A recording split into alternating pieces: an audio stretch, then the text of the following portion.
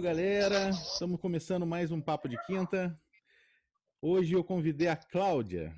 Quem não conhece a Cláudia aqui em Cruzeiro? Diretora do museu. E ela confiscou essa galera toda que vocês estão vendo hoje aí.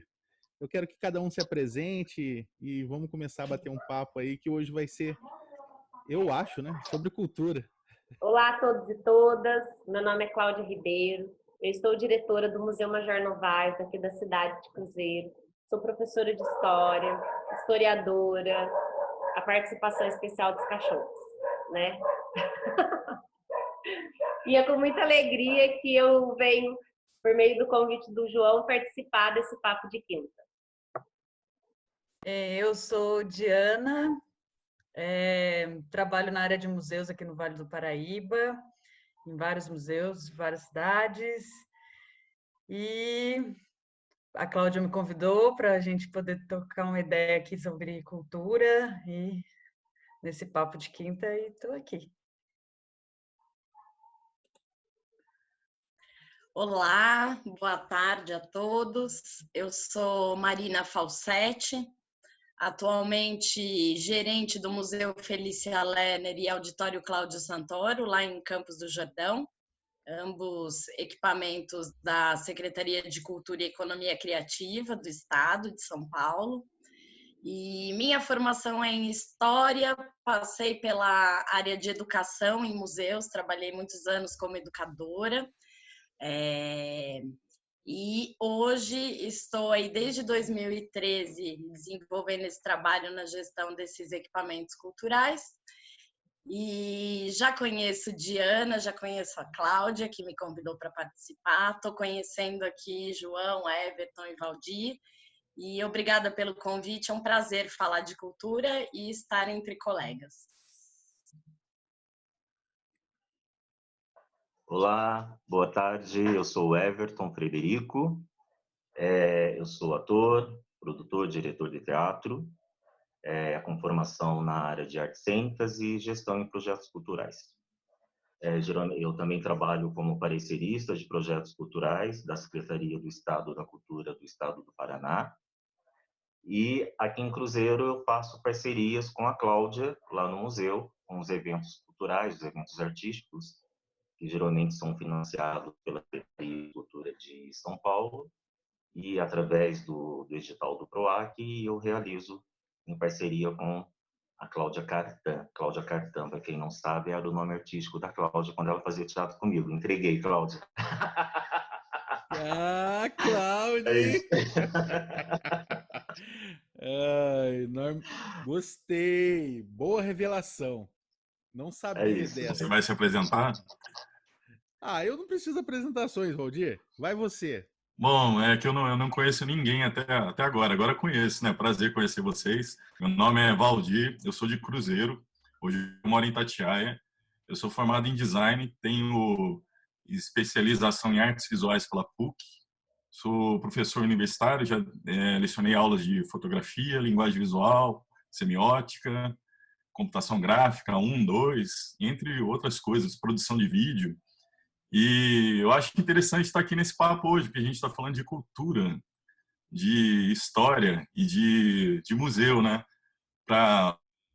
Eu vejo assim, as pessoas dizendo que, tipo, uma frase meio clichê, né? Que quem vive de passado é museu, mas eu acho que é muito mal colocada, muito mal explorada em cima de tudo que a gente pode usufruir de um ambiente como esse. Então, muito obrigado aí pela participação.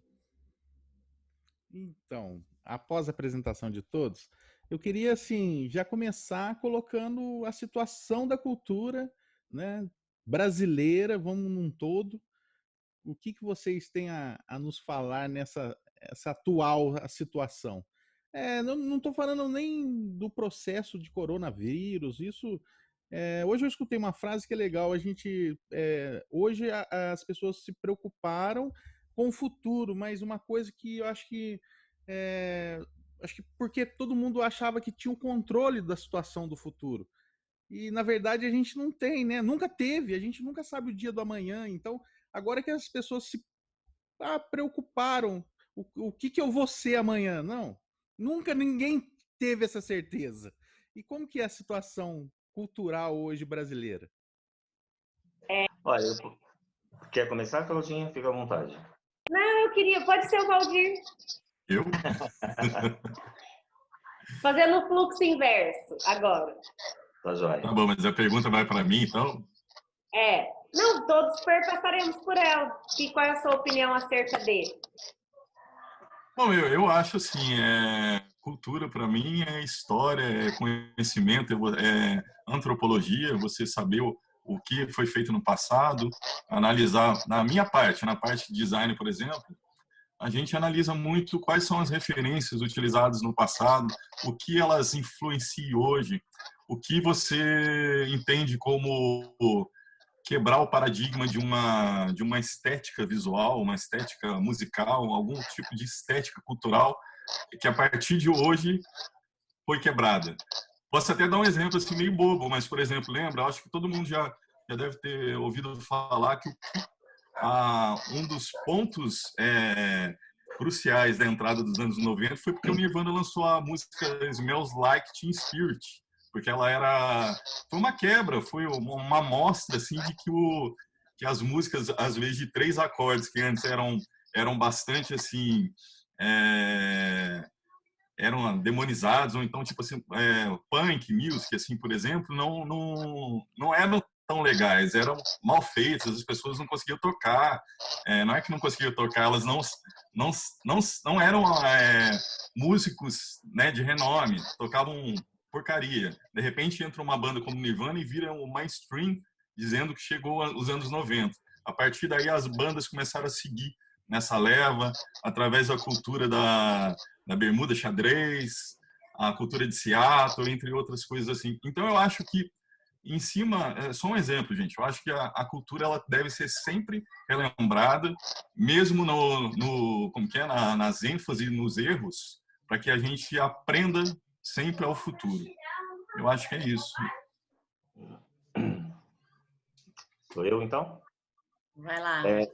Eu acho assim que o importante, além da cultura, é a gente também falar de políticas culturais. Porque sem essas políticas culturais, a cultura ela acaba sendo um objeto inexistente, algo inexistente. Então, assim, é importante a gente saber primeiro que a cultura ela só passa a ser um direito fundamental a partir da Constituição Federal de 1988. Porque na Constituição de 1946, a cultura ela estava anexada à Secretaria de Educação. E o papel do Estado era apenas de amparo, não havia nenhuma política pública de democratização de acesso do aparelho cultural à população. Então, a partir de 88, que a cultura ela passa a ser considerada um direito fundamental, né? E a partir desse momento que ela passa a ser considerada um direito fundamental, começa-se a discutir ações de democratização de acesso. Como fazer para que as ações culturais cheguem até a população, né? Que a cultura é um direito fundamental, nós sabemos. Ela sempre foi. Da mesma forma que que a saúde é um direito, a educação é um direito, enfim, moradia, essas coisas, liberdade de expressão, tudo isso é um direito fundamental do ser humano. E assim a cultura também. Ela está ligada a este papel. Porém, nós vivemos num país em que a cultura ela sempre esteve em segundo plano.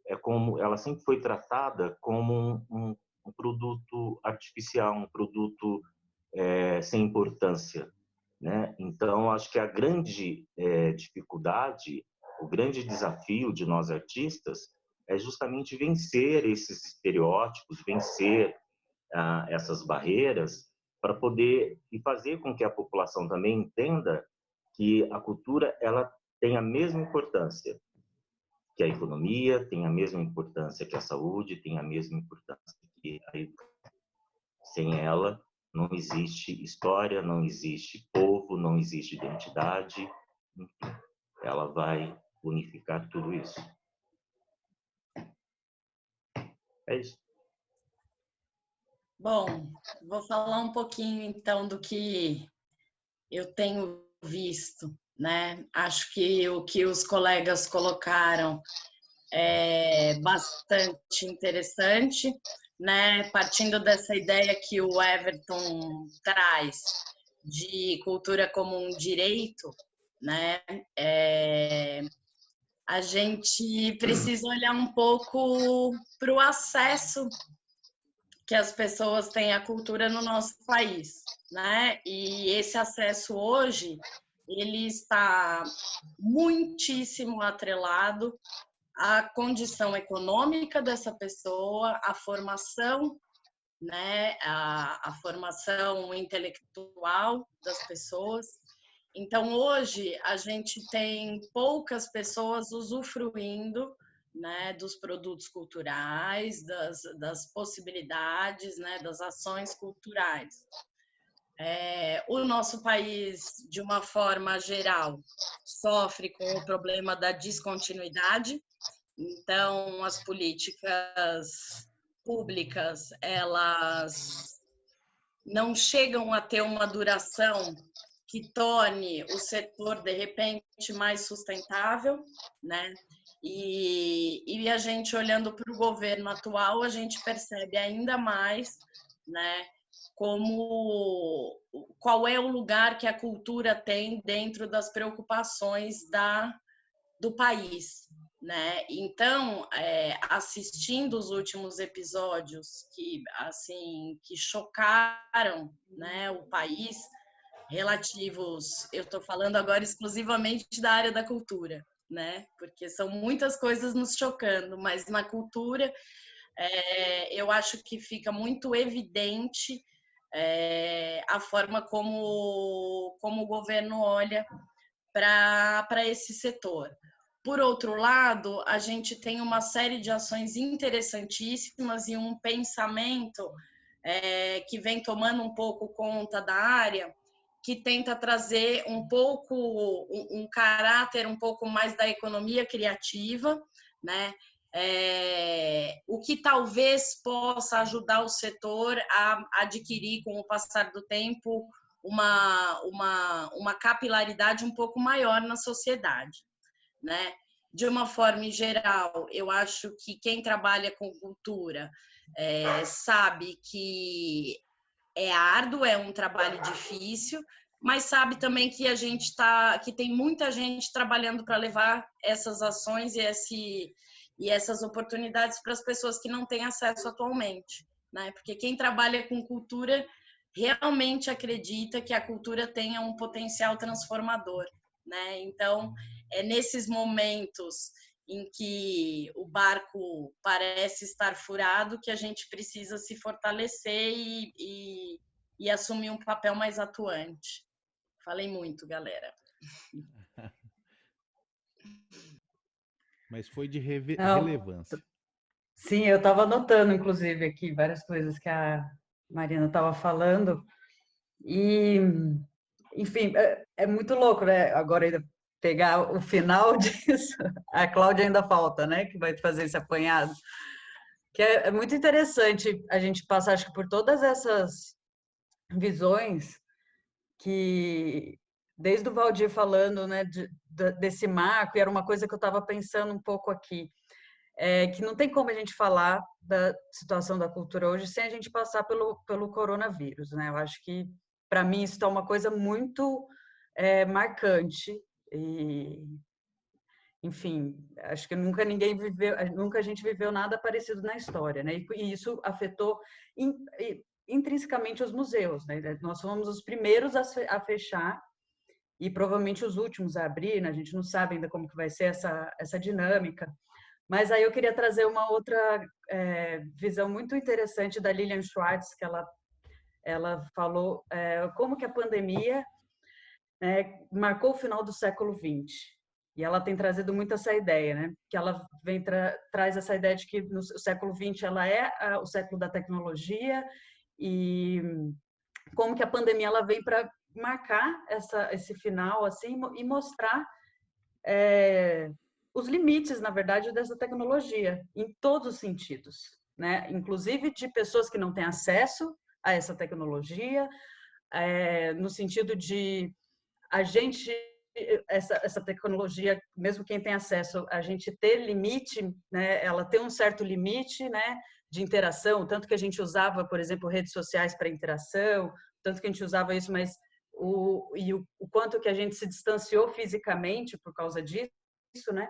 E como que isso foi refletindo na cultura e nos museus, como que os museus, agora indo bem para o lado dos museus, como que a gente, em certo ponto, os museus se distanciaram, a maior parte, né, desse aspecto tecnológico, e como agora a gente está sendo forçado a correr atrás desse atraso. Aí eu puxo um pouco de uma reportagem que a Gisele Bündchen escreveu no Estadão, se eu não me engano, que eu recomendo muito que se consiga ler, né, puxar lá, mas que ela fala muito do uso da internet, né, de como que as nossas instituições culturais, os museus estão usando a internet hoje em dia. E ela fala, né, a crítica dela é que a gente está usando a internet de uma forma ela usa um termo super legal que agora me fugiu, da era das pedras, sei lá, do tempo das pedras, alguma coisa assim. Mas é algo que, como que é louco essa contradição, né? Um paradigma muito interessante, você pensar que a gente está vivendo uma situação que marca o fim de um século, de incríveis avanços tecnológicos, que mudou totalmente a nossa maneira de se relacionar com o mundo, a nossa maneira de existir, e como que as nossas instituições, nossos projetos culturais, toda a nossa forma de fazer e pensar a cultura, como que ela acompanhou isso. E agora a gente se chocou quanto a isso.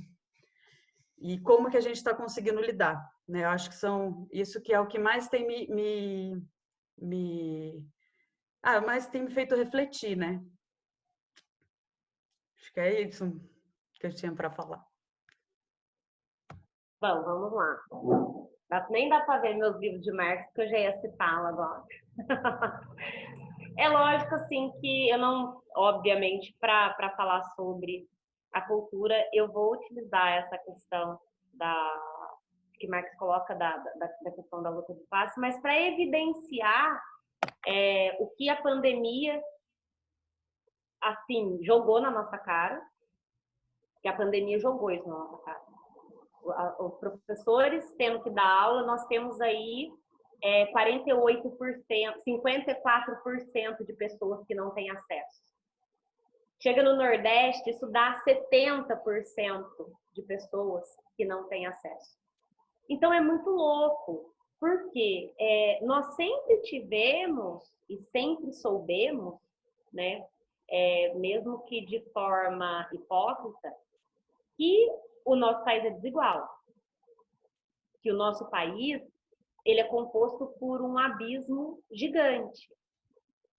Educação, saúde, e dentro da cultura, isso também existe. Por quê?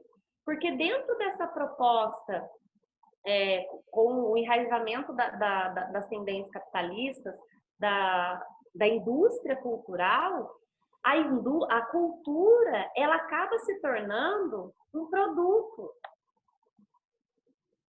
em que alguns podem consumir e outros não podem consumir, sabe? Então, a partir do momento quando a gente olha para o Brasil e vê esse país, isso sempre existiu, né?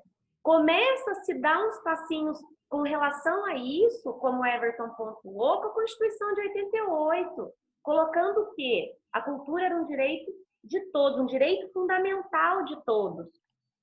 Por que a Constituição faz isso? Porque ela já ganha a alcunha de Constituição cidadã, porque a cultura é de todo mundo, gente.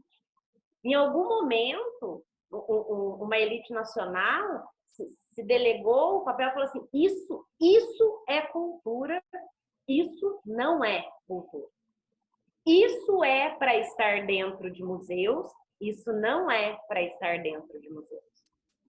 Sabe? Então, tem-se esse distanciamento, sempre teve. Só que agora a pandemia, ela jogou isso na nossa cara, jogou isso na nossa cara de N formas. E dentro da cultura, principalmente, porque assim, embora estejamos na era tecnológica, na era digital, na Revolução 4.0, o pessoal da graduação adora usar isso, o Valdir, que é da graduação, eu também sou professora universitária, eles adoram usar a Revolução 4.0, que não sei o quê, as aulas remotas, blá, blá, blá, EAD. A gente ainda está engatinhando com relação a tudo isso. E na cultura, então, gente, é absurdo, sabe? Então, assim, nós, dentro da cultura, estamos aprendendo também a levar um conteúdo, a levar a cultura para as pessoas em casa, mas com a certeza de que essa cultura ainda não será para todo mundo.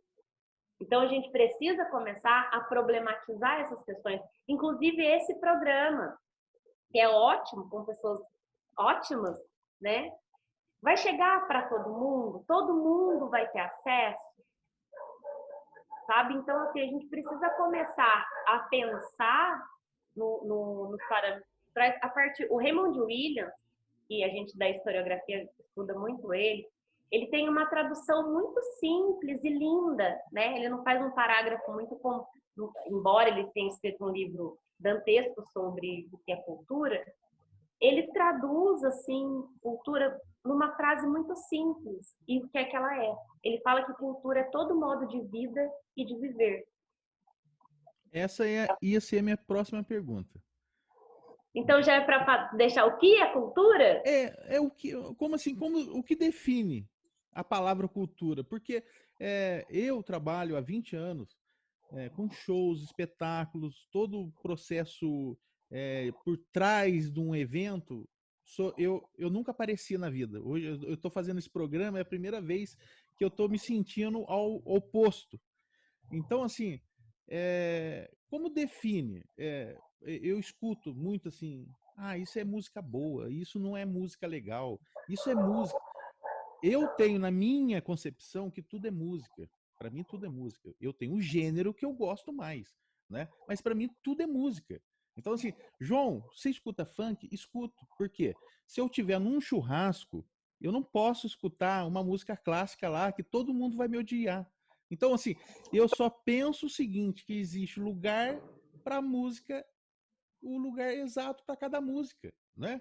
Então assim, eu não posso generalizar, falar que isso é cultura, isso não é, isso é música boa, isso não é, isso é um livro porcaria, isso que não é, né? O conceito, o que é legal, o que não Agora é legal vai dar mim, briga para né? falar, João. Tá tudo bem. Então, eu acho que é uma questão boa se discutir, porque se alguém não está entrando dentro do museu, porque acho que uma porta fictícia está fechada para ela. Entendeu? Podemos começar. Eu vou só... Pode falar. Tá, eu queria falar assim, uma definição que eu levo muito comigo do que é cultura. Assim, que a cultura é algo que é muito difícil a gente definir o que é cultura numa frase. Acho que isso assim, é a maior terror de todos os antropólogos, sociólogos, historiadores todos.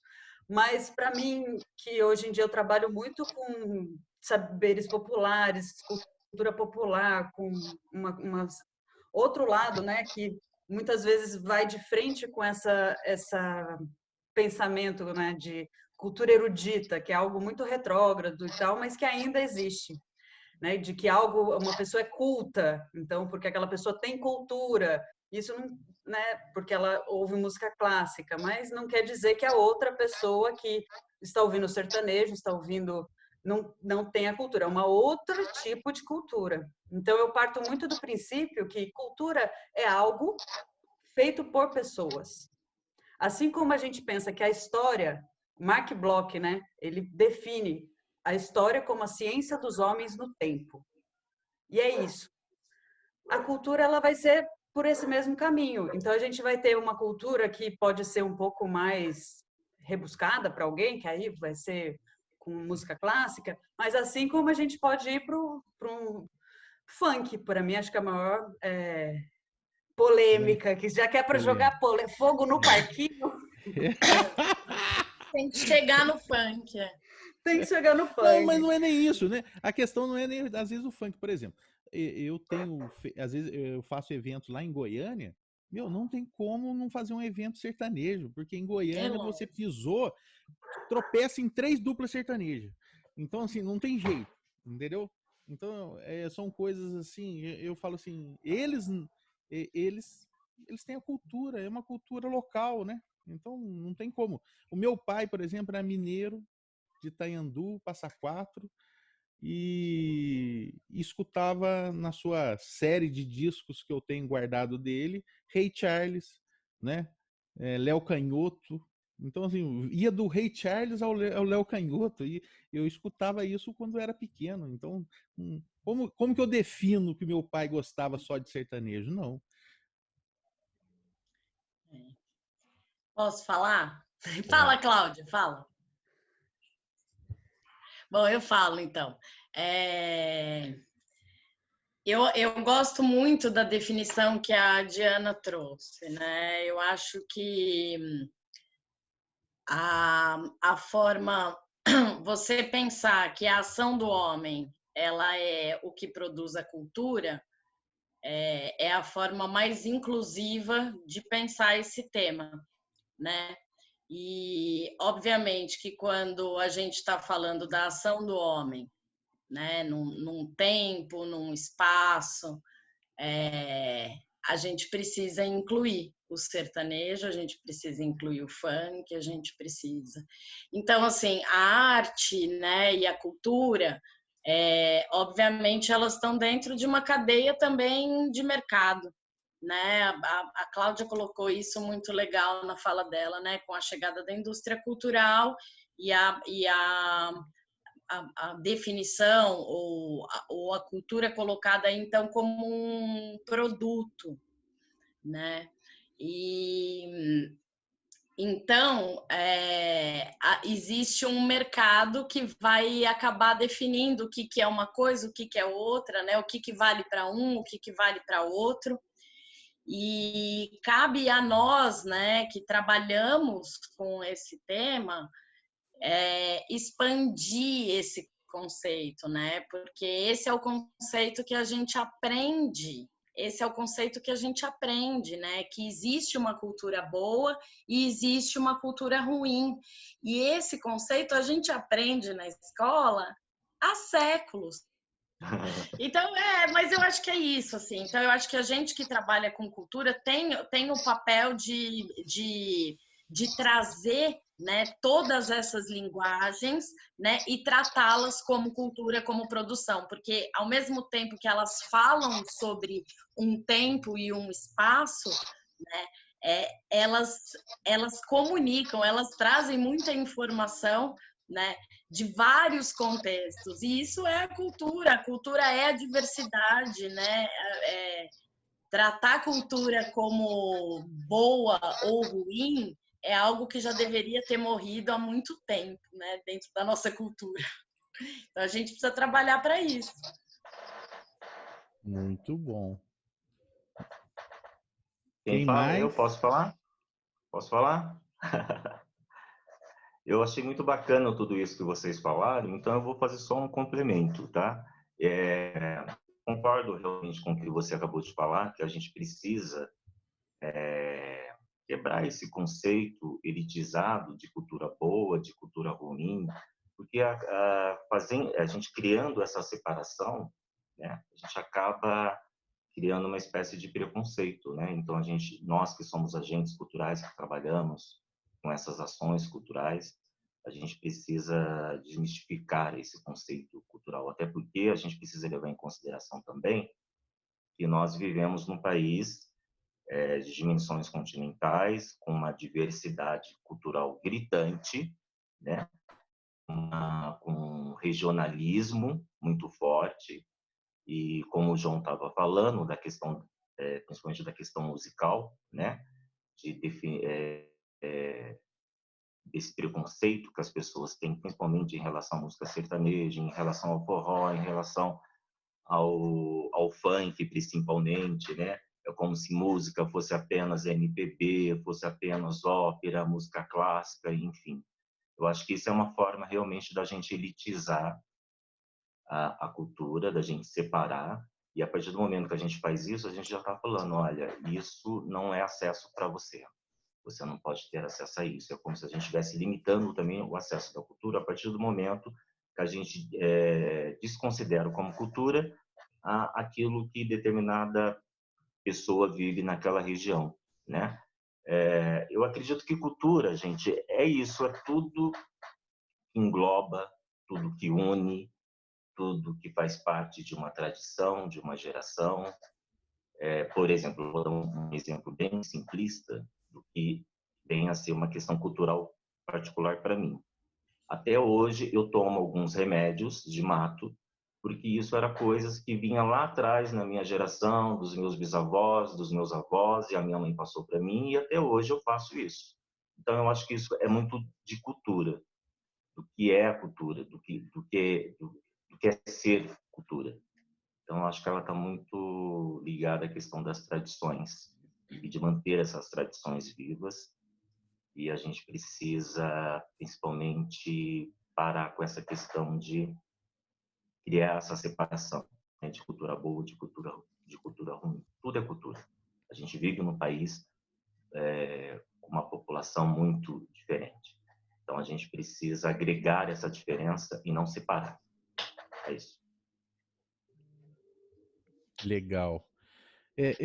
Vocês estão falando, assim, eu estou lembrando do meu tempo de escola, que eu estudei tanto em escola pública e em uma outra parte eu estudei em escola particular.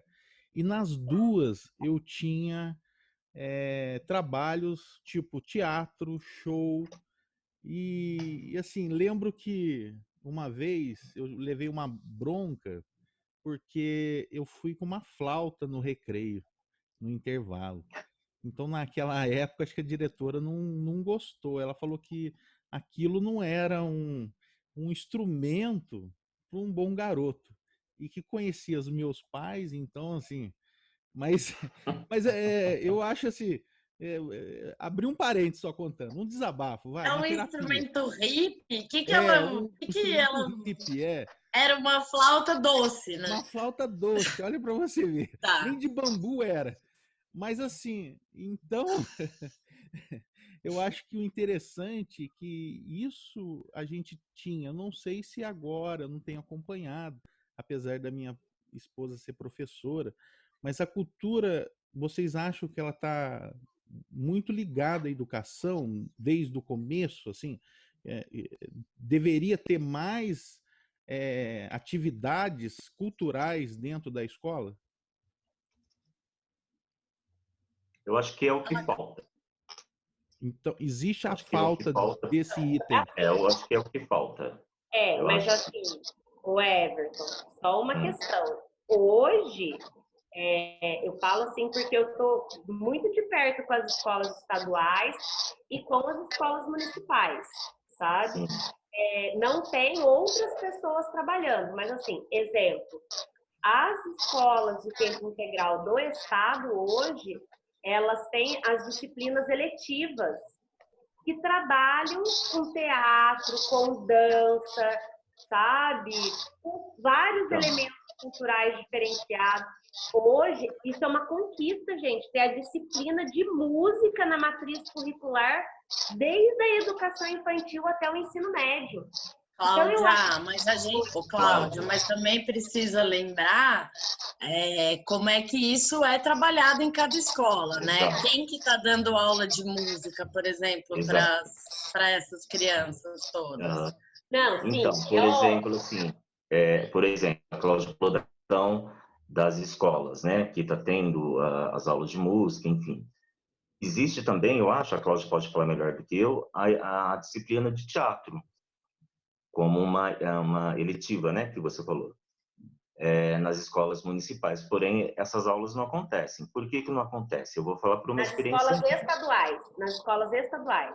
Nas Nas integrais municipais só. também, eu vou falar pela municipal, porque eu tive essa experiência em 2018, quando eu ganhei um PROAC, e eu tinha que aplicar um projeto de aulas de cultura, de artes. Então, tinha aula de teatro, dança afro, capoeira, ukulele, grafite, enfim, percussão, várias coisas. E os alunos nunca tinham ido a uma peça de teatro, eles nunca tinham tido acesso a uma aula de teatro. Então, assim, eu acho que tudo isso existe e acontece, mas na teoria. E muitas vezes esse papel de executar essas aulas de música, de teatro, de dança, ela fica delegada ao papel do professor de artes. E muitas vezes o professor de artes ele não tem essa especialização. E isso não significa que não tenha profissionais no mercado querendo e precisando trabalhar. Tem. Então, eu acho que tem essa questão também que a gente precisa pensar. Essas aulas de músicas acontecem, legal, bacana. Mas quem está dando essas aulas de música? Eu tive o conhecimento de várias escolas que realmente essas oficinas acontecem, de fato. Essas aulas de teatro acontecem, de fato, mas quem faz é o professor de arte. Né? Uma coisa que eu queria pontuar, que assim, acho que é muito interessante a gente pensar, quando a gente pensa cultura e educação, né? É que agora, se a gente pensa elas quase que de forma separadas, né? Deveria ter mais educação dentro da cultura, deveria ter mais cultura dentro da educação, mas essas são áreas que, a priori, elas são intrínsecas uma da outra. Se a gente for pensar até historicamente, a Secretaria, por exemplo, de Cultura do Estado de São Paulo, ela é bem recente. E, até então, as atribuições do que tange a área cultural no Estado de São Paulo eram delegadas à Secretaria de Educação. E não, por exemplo, a de Turismo, que hoje em dia, muito do que, se você for dentro das políticas públicas, quando se vai manejar, então, uma Secretaria de Cultura, a gente acaba jogando muito mais ela para a área de turismo do que para a área de educação. Só que, historicamente, se a gente for pensar, ela estava muito mais conectada com a educação. Corroboro, assim, né, reforço isso com a ideia, por exemplo, que aí acho que muita gente que é do Vale vai se identificar, que são os museus históricos pedagógicos.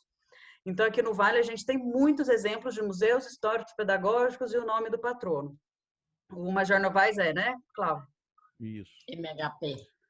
Era. Porque foi municipalizado. Então, Monteiro Lobato é Museu Histórico Pedagógico. Em São Luís do Paraitinga também municipalizou, mas era Museu Histórico Pedagógico Oswaldo Cruz. Enfim, em Guaratinguetá em vários tem. E a história desses museus histórico-pedagógicos é que era uma política pública da Secretaria de Educação do Estado de São Paulo para implementar museus que fossem um apoio como uma ferramenta pedagógica para as escolas. E por isso que aí levava o nome do patrono de cada cidade. Enfim, aí tem outros 500 de problemas dessa política pública e tal, mas eu quis trazer essa situação só para a gente entender como que, né, politicamente, se a gente for pensar, cultura, educação, turismo, mas em um certo momento ela sempre veio junto com a educação, a gente separou, hoje em dia a gente acaba pensando muito mais dentro de turismo e, sobretudo agora, que a gente pensa no sentido de economia criativa e no sentido de se criar um produto cultural. Então, a gente acaba atendendo muito mais. Só que aí eu ainda queria reforçar um outro lado, né? Como a gente se afastou um pouco dessa parte da Secretaria da Educação, e acho que é mais difícil, né, da gente voltar agora. Mas o quão é importante dentro de todos os projetos culturais, não só museus, não só todos os segmentos culturais, uma parte dedicada à formação de público. E hoje em dia a gente vê muito pouco disso dentro dos universos de projetos culturais. Eu sou a chata do conceito da teoria, né? Lá vem a Cláudia. Porque, assim, a gente também não pode cair na incoerência de falar de colocar o Mark Bloch falando que é o que o homem faz no tempo, né? Que cultura é isso. E apontar o que o Raymond Williams fala, que cultura é todo modo de vida e de viver, e falar a famosa frase, mas não tem cultura dentro das escolas. Isso é um equívoco, porque se cultura é todo modo de vida e de viver que o homem, então ele está aprendendo cultura. Ele não é introduzido elementos culturais específicos, como, né, a arte é um elemento cultural, que tem diversas linguagens, que é por isso que o professor de arte, ele trabalha transversalmente, de acordo com o parâmetro curricular nacional, o teatro, agora não mais a música, porque hoje, de acordo com a diretriz curricular, precisa ser um licenciado em música para poder atuar. Só na ausência dele, mediante edital, que pode entrar um professor de arte, depois um pedagogo com especialização dentro da área de arte. Isso de acordo com o edital que é colocado na legislação educacional. Então, assim, o aluno precisa ter acesso a esses elementos culturais também, mas a gente não pode incorrer ao senso comum de falar que ele não tem cultura dentro das escolas. Precisa ter mais acesso a outras linguagens artísticas, que eu acredito que seja a maneira mais adequada de colocar isso, como a música, como o teatro, eles irem mais ao museu. Gente, vamos pensar, eu falo por cruzeiro, tá? Tem criança que está no 9º ano, que está no ensino médio. O Museu de Cruzeiro ele foi criado em 1975. Essa criança ela nunca entrou. Eu, que tenho 36 anos, entrei no museu 2 vezes. Agora não, né? Mais, né, gente? Porque eu quase moro. Mora lá, né? Há 5 anos eu tinha entrado 2 vezes no museu. Isso quando eu estava no ensino fundamental 1. Isso, foi uma essa vez questão, que eu Cláudia. depois com a professora Roseli. E depois ele ficou fechado. Então, assim, o acesso. E outra, para lembrar essa questão do acesso. Agora tem um museu e a gente incorre numa outra logística que é conseguir trazer as pessoas. Mas isso, isso que eu queria falar. Transporte. Essas crianças lá, isso é uma... Faz de 10 a 15 minutos que eu tô aqui, batendo na minha mente isso. Tô querendo só falar uma coisa. Eu acho que tudo é um período na vida, tudo tem um propósito e eu acho que é válido, tudo é válido. O meu questionamento não é uma crítica, tá? Eu acho que tudo é um processo e a gente vai aprendendo com esse processo. Mas a partir da hora que criaram carretas, criaram coisas que levem essa tal cultura até a periferia, deixou cada vez mais esse museu, essa cultura, esse teatro longe das pessoas, a aproximar dela, né? Eu não estou falando que não é válido você ter uma carreta que leve teatro, né? Não estou falando. Eu acho que toda forma de cultura é válida. Mas e agora? A gente já passou por esse período de teatros na praça, teatros não sei na onde, a carreta que leva a cultura não sei na onde. E agora? Qual será o próximo passo? Não, acho que ainda tem, né? Ainda continua, claro. Sim, a não ser agora por causa do Covid. Isso, Mas eu não acho que um tipo de projeto inviabiliza o outro. Acho que são projetos e propostas totalmente diferentes. Aquela carreta, ela chama a atenção da criança, do adolescente a visitar um teatro, a assistir uma peça. É exatamente essa proposta. Isso. Só que muitas vezes eu vejo, assim, muito... pelo menos eu estou vendo a realidade da nossa cidade. É uma coisa assim, vai na praça, sem pé, sem cabeça, e é sempre patrocinado por uma sei lá, uma concessionária de energia ou com uma outra coisa, e não tem aquilo que estimule a criança a falar assim, nossa, pai, eu quero ser músico. Nossa, pai, eu quero ser ator. Né? Depois daquilo que criou aquela sensação gostosa, aquele prazer, arrepiou a criança, falou assim, nossa, pai, isso que é ser ator? Mas e aí, qual é a continuidade disso? Deixa eu só fazer eu queria só fazer uma parte. para a fala da Cláudia, quando a Cláudia colocou aquela questão, eu acho que ficou muito bem entendido para todo mundo. Quando eu coloquei a minha opinião, eu só queria problematizar um pouquinho.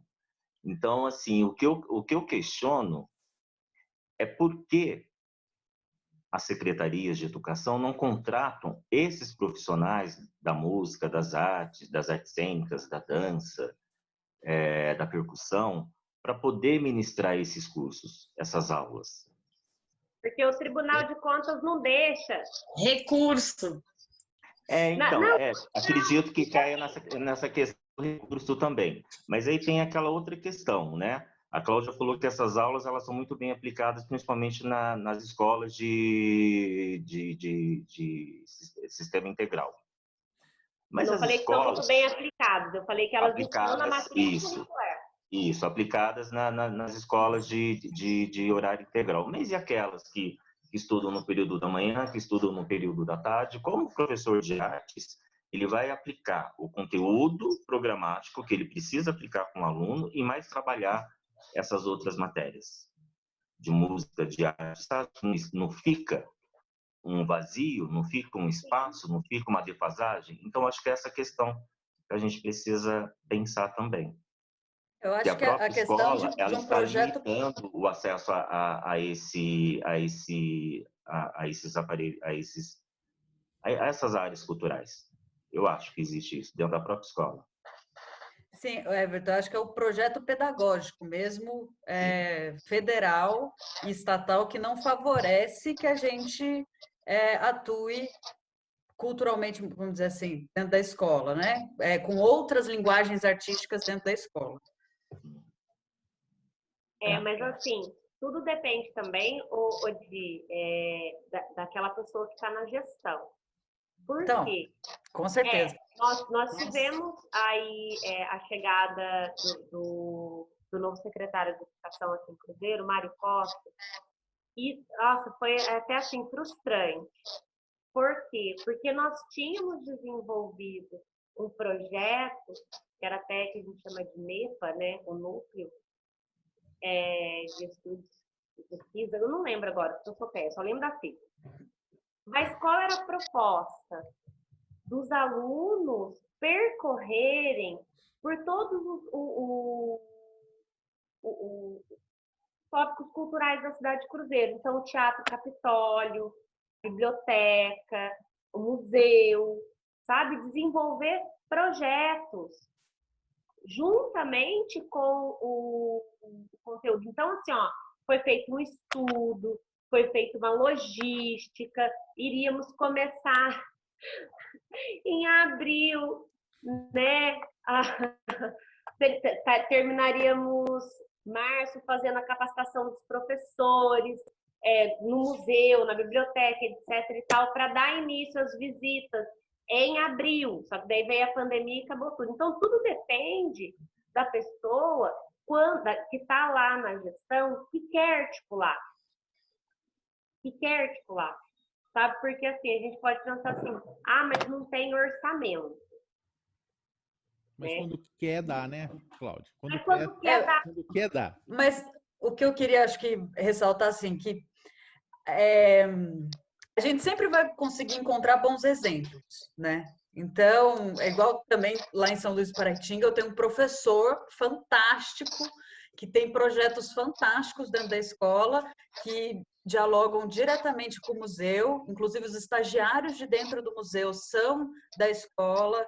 Eles, por exemplo, no projeto que eu estava lá, eles ajudaram a montagem da exposição, eles estavam lá junto com a gente, porque eles queriam fazer depois, enfim. Aí agora estou em outro projeto junto com eles, e tudo isso junto, alinhado ao currículo pedagógico da escola, por conta desse professor, o professor Daniel. E fantástico, mas ele é um cara fantástico, assim, mas é um caso, né?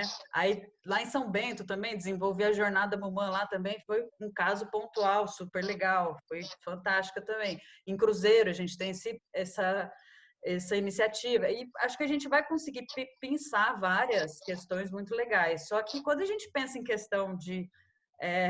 agora, acho que com a pandemia me fez muito pensar mais nesse sentido massa, né?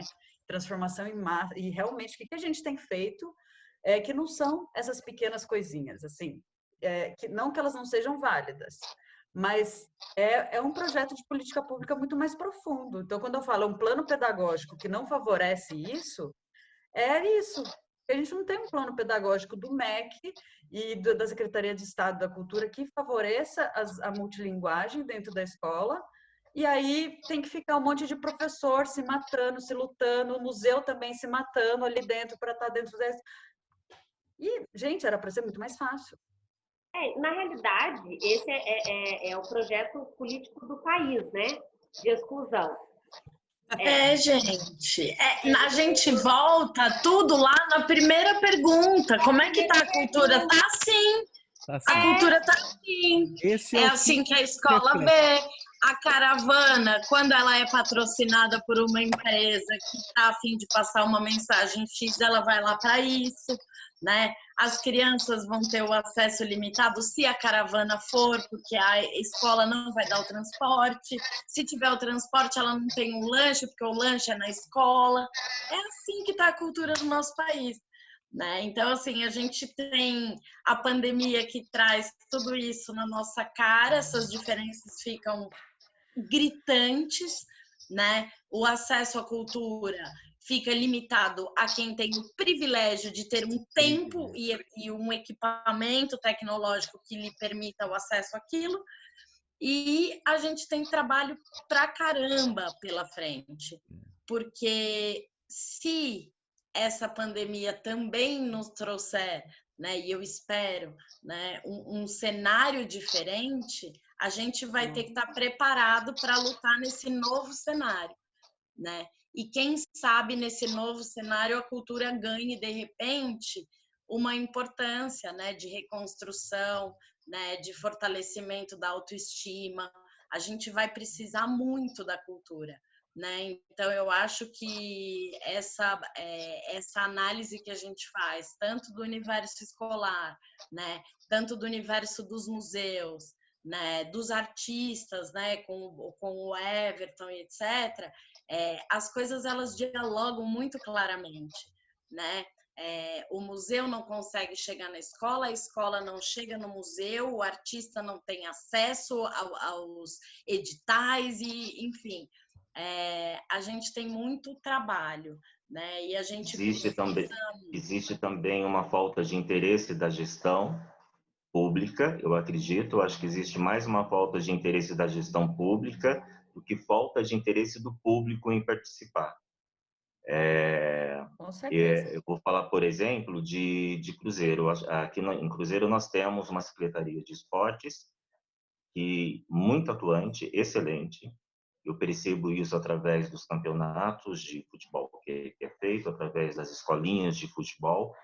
E aí eu me pergunto novamente, por que não fazer o mesmo com a cultura? Então, Everton, só uma coisa assim... Eu só queria assim, concluir assim, por que só o futebol pode chegar até a periferia? Porque o teatro não pode chegar até... Porque culturalmente o país deu um peso para o futebol que nunca deu para a cultura. Então, você não precisa ensinar uma criança a gostar de futebol, né? Não são só as crianças ricas que têm acesso ao futebol, né? É uma cultura que é universal no nosso país, né? Agora, o valor que a gente dá para a cultura, ele reflete, inclusive, sim, no interesse das pessoas. Porque a gente que é do universo cultural, às vezes não sai para ir ver uma peça de teatro de um amigo, né? E a gente fez um curso onde a gente viu dados curiosos sobre isso. Então, se a gente que é do universo não faz, uma criança, um adulto que nunca teve acesso, muito menos, né? Mas ver futebol a gente faz, liga a TV e vê. Assim, eu posso só... é que eu preciso, daqui a pouquinho também, eu preciso sair, porque a gente vai começar a conferência da 18ª Semana de Museus. Mas, assim, eu sou otimista, né? Porque eu sou professora. Se eu não fosse otimista, eu ia fazer outra coisa. E o professor, ele é aquele que trabalha com o futuro. Aliás, todos nós que trabalhamos com arte, com cultura, trabalhamos com... Quer falar, você, além de ser professora, você trabalha com cultura, arte e museu, meu bem. Otimismo e iniciativa.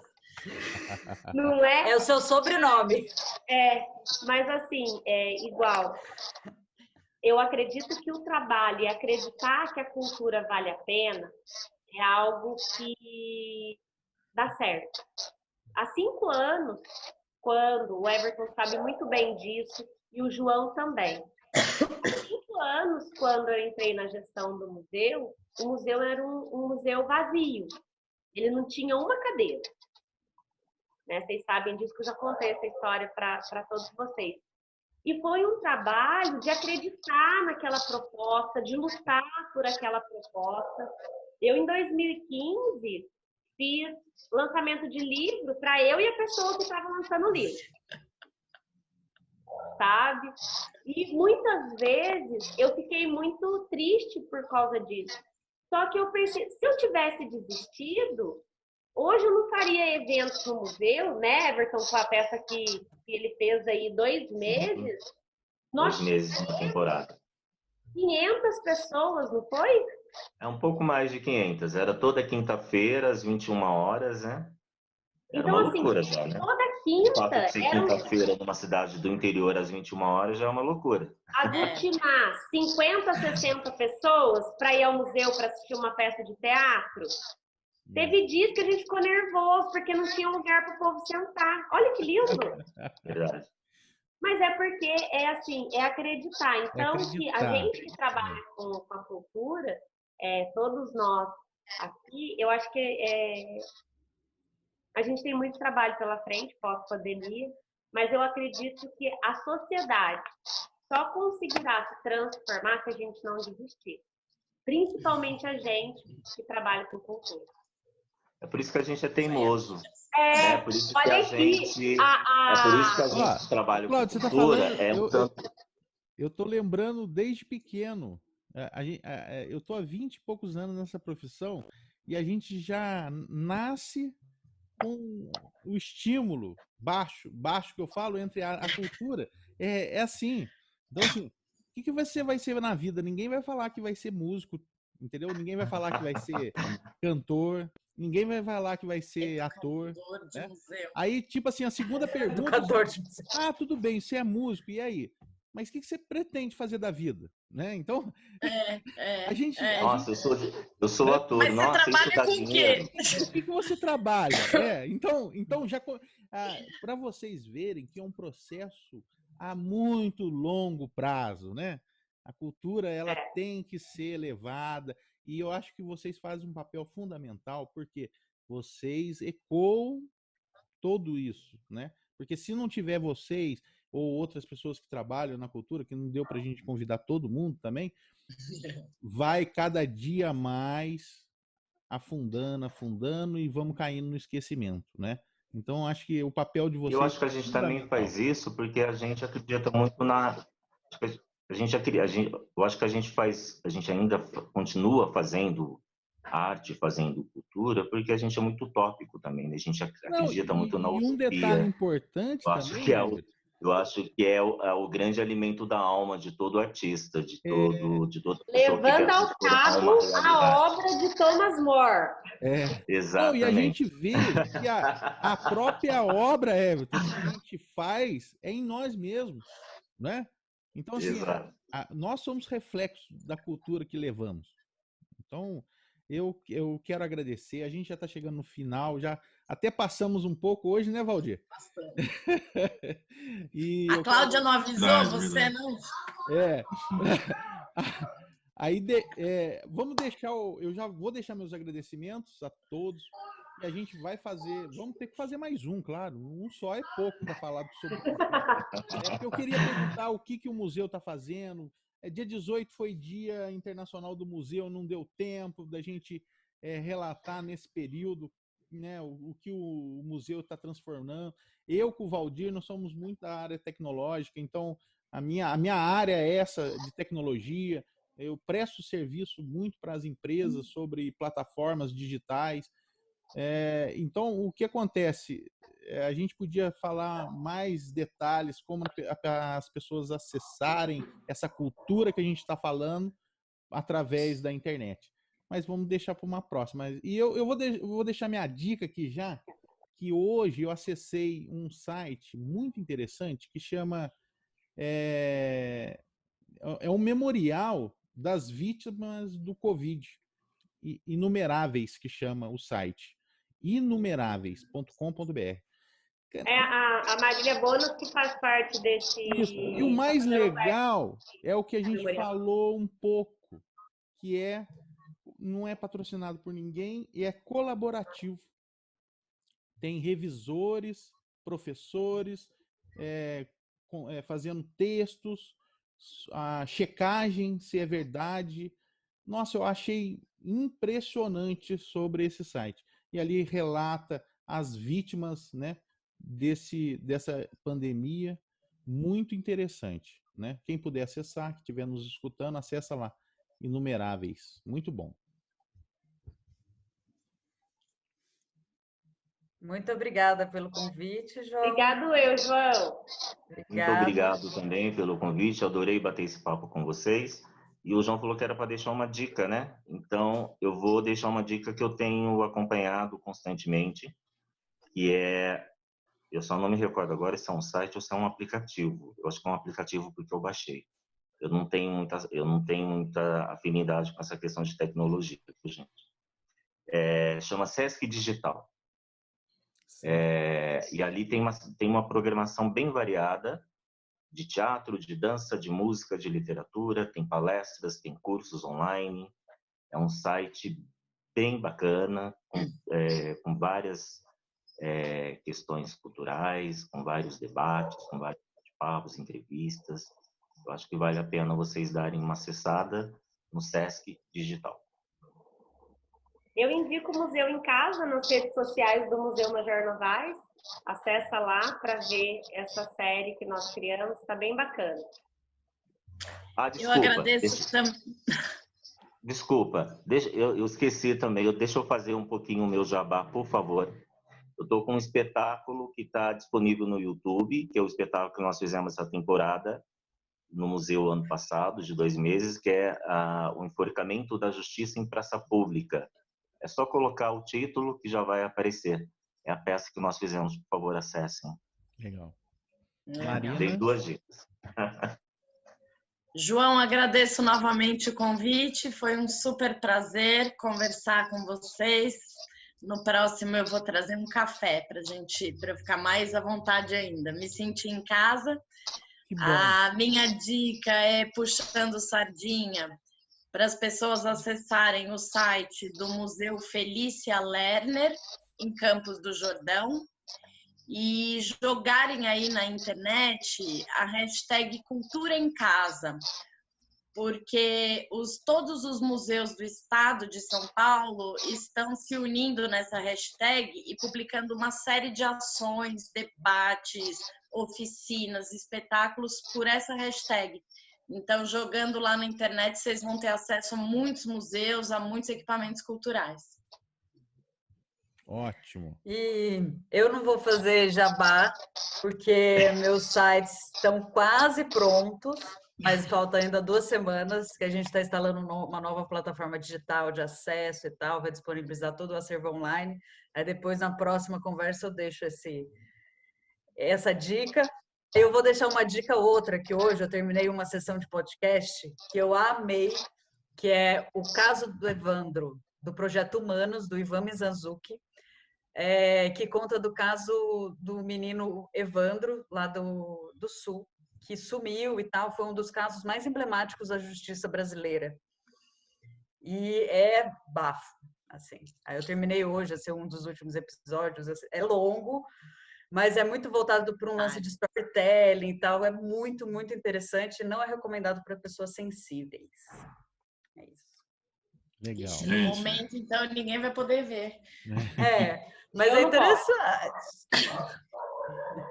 Gente, eu agradeço também a participação de vocês. Eu não consegui ser muito ativo porque as crianças estão em casa aqui hoje. A maioria do tempo deixei o microfone desligado, né?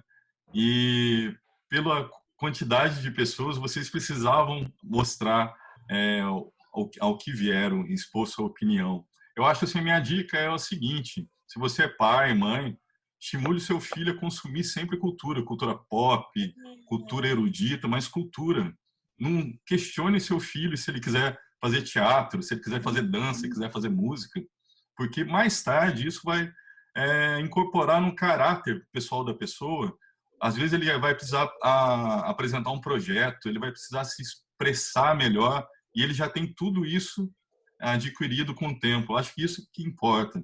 É uma pena, Cláudia, que no meio da pandemia as pessoas não possam ter a experiência de estar no museu de novo, né?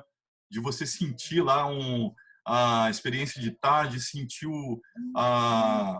como foi feita uma obra, um pincel, uma escultura. Quando eu era pequeno, o que eu fiz? Eu ia muito no Museu Major Novaes, só que ele estava desabilitado durante um tempo. Quando eu estava com 10 anos, eles abriram para a nossa visitação. Eu tentei arrancar a espada do Dom Pedro II, do Dom Pedro I da parede, para ver se era pesada mesmo, mas era muito pesada, quase que caiu. Do Major, isso. Então é aquela experiência assim, de você chegar e falar, olha como eram os quartos, as camas, a prataria, e não só pela foto que infelizmente agora vai ter que ser por enquanto, né? Mas eu acho que é o que a gente tem para hoje, né? Mas eu espero que isso volte a acontecer, o físico, né? Essa é a... Gente, muito obrigado. Esse aqui é o Bernardo. Valeu, Lodi. Tchau, gente. Obrigada. Um abraço. Obrigado, gente. Obrigado, gente. Valeu. Grande abraço a todos. Falou, João. Obrigada. Tchau.